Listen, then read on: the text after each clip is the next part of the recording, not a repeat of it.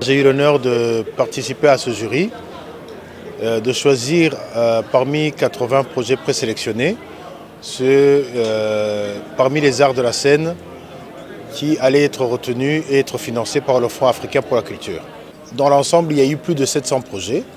Il y a eu une première présélection et nous, on a reçu 80 projets qui sont certains rédigés en français et d'autres rédigés en anglais. On avait des critères, donc une grille qui permettait d'évaluer, déjà décidée par le Fonds africain pour la culture lui-même, à savoir effectivement l'originalité des projets, leur qualité technique, le plan financier, voir s'il est solide, et puis la pertinence du projet. Et après, nous avons eu une appréciation justement à 3 des membres du jury sur des projets qui permettaient de changer le narratif en Afrique et d'autres justement qui permettaient d'intégrer les publics et les praticiens, notamment ceux qui étaient portés par des jeunes et par des femmes. Voilà, il y a plusieurs critères aussi qui nous ont permis, au-delà d'apprécier ceux qui remplissaient les 4 critères de sélection décidés par le Fonds africain pour la culture. C'est transversal, ça va dans tous les pays d'Afrique en fait, ça va du Bénin jusqu'au Zimbabwe, donc en procédant par ordre alphabétique. Il y a un projet qui vient de la diaspora africaine à l'extérieur du continent et notamment un des projets retenus vient de la Grande-Bretagne. Et moi, ce que j'ai apprécié, c'est de voir finalement que le fonds a déjà fait une intégration du continent. Les projets viennent de partout, de tout le continent. Et ça, c'est une très très belle chose qui permet vraiment d'unir l'Afrique sans qu'on ne soit plus découpé en francophone, anglophone ou lusophone. Donc c'est-à-dire qu'on voit qu'il y a quelque chose qui est de l'ordre de l'intégration africaine qui est en train de naître déjà. Ces projets, évidemment, nous sont arrivés avec un descriptif qui nous a permis justement de pouvoir les évaluer sur la base d'un ensemble de critères. Alors, ces critères sont l'originalité du projet, la qualité technique, la qualité financière du projet et puis aussi sa pertinence et sa pérennité, qui nous ont semblé être des critères aussi très importants.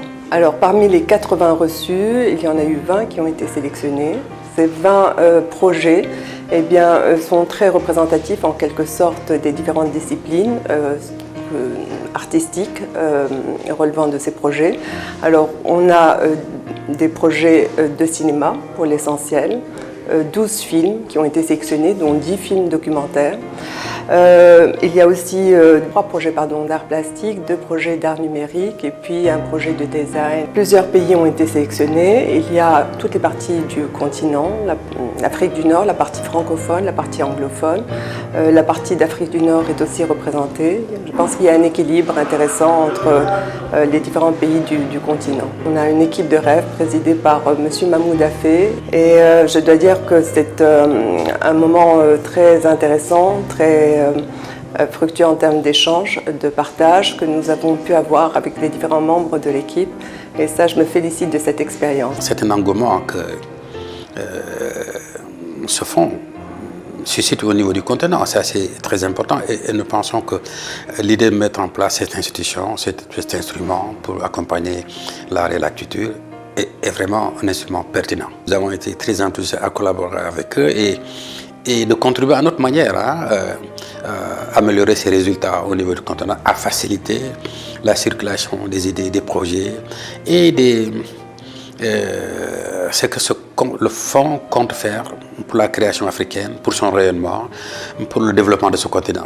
I was very happy to be asked to be a jury on the Africa Cultural Fund.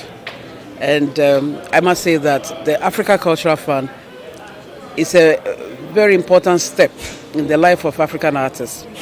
For the first time, a group of Africans, without any help from anybody, have decided to set up a fund for artists. What they did was to come together and to donate artworks which were sold for the first bunch of artists.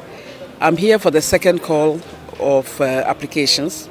We received about 700 applications. We shortlisted it to 80 and then again to 20 of performing arts, 20 for the visual arts, and that is how I came to be here. We were a jury of 3.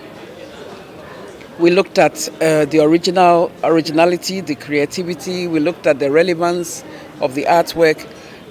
We found it very important, the kind of projects that aim to train other artists, to aim to collaborate with other artists across the continent.